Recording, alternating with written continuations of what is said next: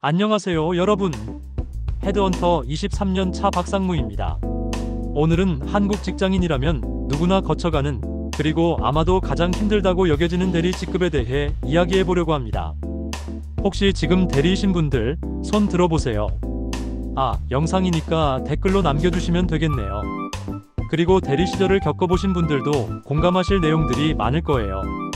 오늘 영상을 보시면 왜 대리가 중간 관리자의 전초 단계라고 불리는지, 그리고 이 시기를 어떻게 하면 현명하게 보낼 수 있는지 알게 되실 겁니다. 끝까지 함께 해주세요. 파트 1. 대리 직급의 의미와 현실. 대리는 정확히 어떤 위치일까요? 먼저 통계부터 보시겠습니다. 2023년 한국경영자총협회 조사에 따르면 한국 대기업 기준으로 대리 직급은 평균 입사 후 4.2년 차에 달성하며 과장으로 승진하기까지는 평균 2.8년이 걸린다고 합니다. 즉, 대리는 회사 생활의 중반부, 그러니까 신입사원의 서툼은 벗었지만 아직 진짜 관리자는 아닌 그 애매한 지점에 있는 거죠. 실무 전문가에서 관리자 후보로. 대리 시기의 가장 큰 특징은 바로 역할의 변화입니다. 사원 시절에는 시키는 일을 잘하면 되었다면 대리부터는 스스로 판단하고 리드하는 역할을 기대받기 시작합니다. 실제로 2022년 잡코리아 설문조사 결과 대리급 직장인의 68%가 업무량이 급격히 증가했다고 답했고 72%가 후배 교육과 관리 업무가 추가됐다고 응답했습니다.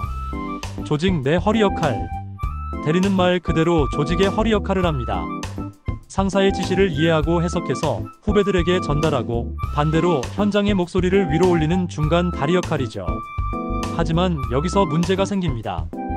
허리가 아프면 몸 전체가 아픈 것처럼 대리가 힘들면 팀 전체가 힘들어지는 구조라는 거예요. 파트 2. 대리가 겪는 5가지 주요 어려움. 1. 권한은 적고 책임은 무거운 위치. 첫 번째 어려움은 바로 이겁니다. 권한은 별로 없는데 책임은 엄청 무겁다는 것. 2023년 직장인 스트레스 조사에서 대리급이 가장 높은 스트레스 지수를 보인 이유가 바로 여기에 있습니다. 중요한 업무를 맡고 결과에 대한 책임을 져야 하지만 정작 의사결정권은 부족한 상황이죠. 팀장님이 결정하신 건데 왜 내가 욕먹지?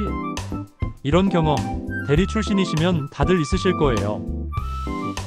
리더도 팀원도 아닌 애매한 포지션. 두 번째는 정체성의 혼란입니다. 아직 관리직은 아니지만 팀원 중에서는 가장 연차가 높고, 그래서 자연스럽게 리더 역할을 해야 하는 상황이 생깁니다. 특히 요즘 세대 간 가치관 차이가 커지면서 이 문제가 더 심각해졌어요. MZ세대 후배들과의 소통도 쉽지 않고, 그렇다고 윗분들과 완전히 한편이 되기도 어려운 거죠. 3. 진급 압박과 커리어 불안. 세 번째는 진급에 대한 압박입니다.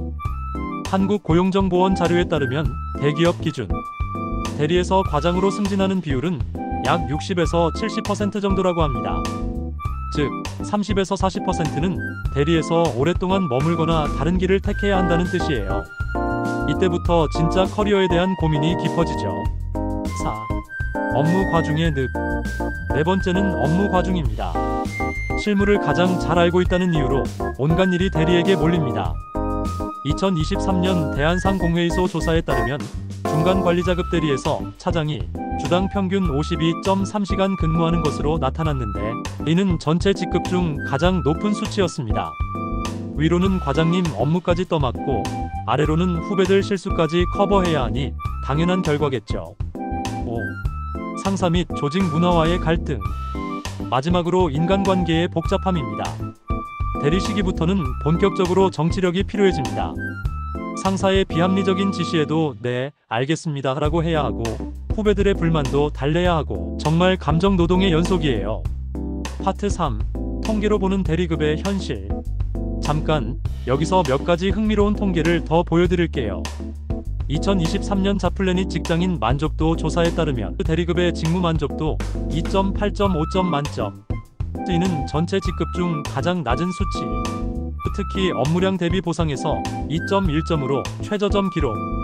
또한 한국고용정보원 조사에서는 대리급의 83%가 업무 스트레스가 높다고 응답, 67%가 진급에 대한 불안감을 느낀다고 답변, 45%가 이직을 고려해 본 적이 있다고 응답. 이 숫자들이 대리 시기의 현실을 적나라하게 보여주는 것 같아요. 파트 4. 대리 시기를 현명하게 보내는 5가지 전략. 그럼 이제 해결책을 찾아볼까요? 대리 시기를 현명하게 보내는 5가지 전략을 알려드릴게요. 1. 커뮤니케이션 능력 향상. 첫 번째는 소통 능력입니다. 위아래 모두와 원활하게 소통할 수 있는 능력이 대리 시기에는 정말 중요해요. 특히 듣는 기술을 키우세요. 상사의 진짜 의도를 파악하고 후배들의 고민을 들어주는 것, 이것만 잘해도 절반은 성공입니다. 2. 리더십과 책임감 학습. 두 번째는 리더십 경험 쌓기입니다. 작은 프로젝트라도 리더로 맡아보거나 후배 코칭을 적극적으로 해보세요. 실패해도 괜찮습니다. 대리 시기의 실패는 나중에 과장이 됐을 때 값진 경험이 될 거예요. 3. 스트레스 관리의 달인되기. 세 번째는 멘탈 관리입니다.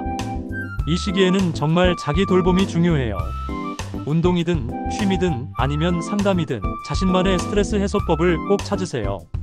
번아웃되면 회복하기가 정말 어려워요. 4. 커리어 계획 구체화. 네 번째는 미래 계획 세우기입니다. 앞으로 관리직으로 갈 건지 전문성을 더 쌓을 건지 방향을 정해야 해요. 2024년 커리어 컨설팅 업체 조사에 따르면 명확한 커리어 계획을 가진 대리급이 그렇지 않은 경우보다 승진 확률이 1.8배 높다고 합니다. 5. 조직 외 네트워크 확보. 마지막으로 외부 네트워크를 만드세요. 같은 업계 사람들, 동종업계 대리급들과 교류하면서 시야를 넓히는 거예요. 필요하다면 이직 정보도 미리미리 수집해두고요. 선택권이 있다는 것만으로도 마음이 훨씬 편해집니다. 오늘 대리 직급에 대해 이야기해봤는데 어떠셨나요? 마지막으로 꼭 기억해 주셨으면 하는 게 있어요. 대리는 일만 잘해서는 안 되는 시기라는 것입니다. 리더의 자질을 보여줘야 하고 감정과 인간관계도 잘 다뤄야 하는 진짜 사회인의 시작점이에요. 힘들어도 이 시기를 잘 버텨내시면 분명히 더 성숙한 리더로 성장할 수 있을 거예요. 현재 대리이신 분들 정말 고생 많으시고 응원합니다. 그리고 앞으로 대리가 될 분들은 오늘 내용 참고해서 미리 준비하시면 좋겠어요. 오늘 영상이 도움이 되셨다면 좋아요와 구독 부탁드려요. 그리고 댓글로 여러분의 대리 시절 경험담이나 고민도 공유해주세요. 그럼 오늘도 수고하셨고 다음 영상에서 만나요. 감사합니다.